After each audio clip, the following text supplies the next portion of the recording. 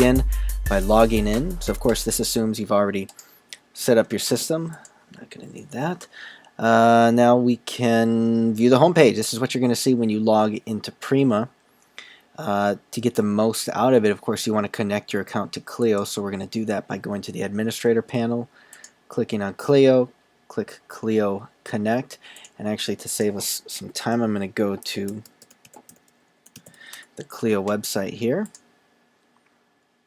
and let's just log in. It helps to have that in a separate tab open already. So now we're logged in. We're going to click this. And now we're going to allow access. It logs us out of Prima. We're going to log back in. And here we go. Now you see this little icon here. This is the Clio logo. So this means we are now connected to Clio. If we go back to our Administrator panel, you will see that under the Clio tab it now says that we are connected. If you want to import your custom fields from Clio, you can do that as well. We'll go over that another time. Now that you're connected to Clio, you can go here to search for contacts that you may have inside of Clio. I've already imported Penny. Let's look at Leonard. I've already imported him as well. Let's look at this person, Leonard Hofstad himself. That's not been imported yet. So to import that individual, we are just going to click there. You'll see his information shows up here. There's no cases here to assign him to yet, so we'll just click import. And now you've brought in the contact from Clio into Prima. Now for this individual, you can either create a case, you can start generating forms, but that's what you'll do. So there's no way to bring in all of your Clio contacts at one time. It's not necessary. You'll just do it as you're working on the cases. You'll bring them in and import them, define their address.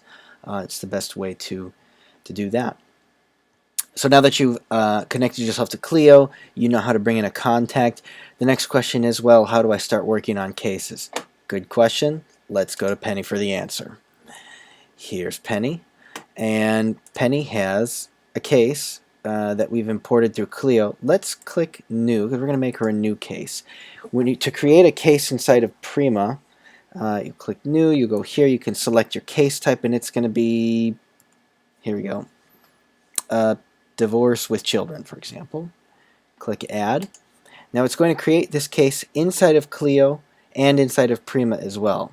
So it creates it in both places. We have this Go Clio button that you can jump right to it in Clio, but right now let's look at how we get down to the nitty-gritty of the forms. Case details. This is where you're going to enter in any case number, and if it's one of those where it starts off in the matter of, like minor or something, you can put that information here. The filing date you can add here. You'll be able to select who's the plaintiff, who's the defendant. The plaintiff's attorneys, this is going to come from your information in Clio, or sorry, your information in Prima, or any of the other attorneys you've created under your custom roles. So let's just take a quick look to the left hand here under custom roles. You can see there's an entry for courts, judges, attorneys, prosecutors, friends of the court, and interpreters. These are all people who you might use on multiple cases, right? So you probably practice in 1, 2, 3, 4 courts. You might be in front of a fixed number of judges. So you can go ahead and you can add information for each of these sections. You just take a look there. We've got one for courts, one for a judge. And so once you add them here, they become options for you to fill in the cases that you have. So let's go to Penny's case here. We're going to go to case details. And because those people exist there, you can select who's the plaintiff attorney. You can select who's the defendant's attorney.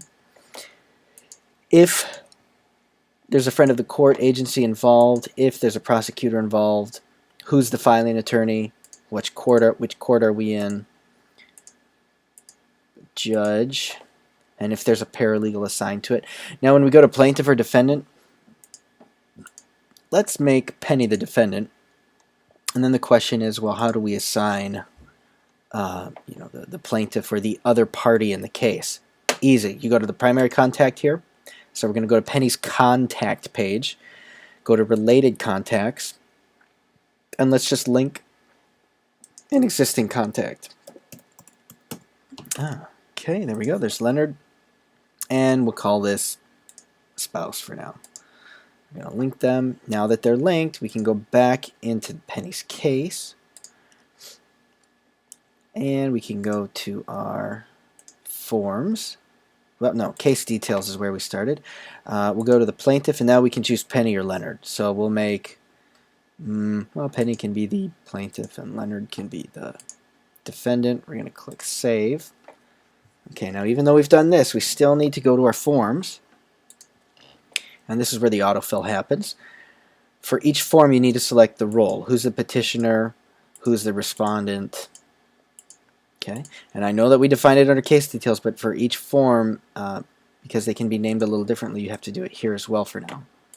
Okay, so once you do that, once you select the name for someone here, you'll see these little green flags pop up. So it just says, you know, role updated and the form autofilled.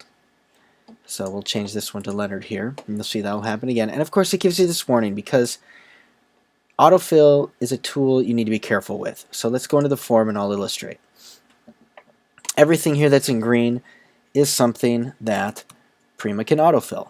Okay, and if you only change information here, right? So let's say that's the attorney, this is the petitioner. Let's say we now know the last name and it's Jones, right? Well, if we just change it there, it is not going to refill her name correctly in the database. It's just changing it on the form, right? So of course it's auto-saving it. Once you click off of it, it auto-saves. Let's close this for a second. But you can see here in the database, her name is still as it is. If you need to change her name on all the forms, you go to her contact page. Should look a little more familiar here. Go to her info, click edit, and this is where you would do it. Okay, so remember, you're editing the form when you're editing the form. When you're editing the database, then you're changing what can go into the form. So if we go back to our case here, the divorce with children, we go back to our forms, and we're going to go and change that role. That's why we let you know, hey, are you sure? This will erase any of the previous autofill data on the form. It can't be undone, because what you're doing is you're pulling the autofill data for this guy to refill that. And even if you leave it at the same person and just click autofill again, it's going to look in the database and pull into your form what you need. So you should really be doing this once. You name who they are, and then you go into the form, check off any other boxes that need to be checked, check off, add anything else that's missing there. The idea with the autofill is we're going to autofill the things that you're going to need to constantly be typing in your matter. And so we do that here. All right, so with that being said, that will save you a lot of time when it comes to filling out the forms. And even if most of that form is the caption that you're going to be needing to type, I just did it on this form. Let's go and take a look. See? All that nice stuff typed in correctly, consistently. Let's go out here. All right, so now that we know how to create cases, we can add forms. We run the autofill by listing who fills which role here. Next thing to know is that you can download those to save them. So what you're doing is you're downloading it either to your computer or to a server, wherever you're storing your client files. And really what you should be doing is saving it right to Clio, because your account's connected to Clio. You have cloud storage. You have these cases. This same case now exists in Clio, so you can simply click Save to Clio and it'll save it there. That's pretty much all you need to know to get started with generating forms inside of Prima California here. Couple other notable mentions when we're looking at the case. There's the overview. You just see the recent notes on the case. The case details we talked about, right? We didn't have our case number populating. That's why we need to click Save. Flow items. So if you want to keep track of just some of the different tasks that you're going to need to do in each case, you can do that here with those items. If you want to generate a checklist for your client, you can do that here. In another video, we'll show you a little bit about the client portal, so you can actually share that with your client. They can upload documents to it, or you can do that yourself. But of course, the big deal here is the form. So, just pay close attention to the autofill data, and remember, anything that's in green can be autofilled by Prima. If you find that the font is too big or too small, you can always change that. This will change it for the whole form, so you can modify the size of the font. There you go. And yeah, you can see thumbnails here. These will load very quickly. This all shows up in native HTML, so it's a very quick process to review and update your forms. And that's how easy it is to use PrimaCalifornia. Thanks.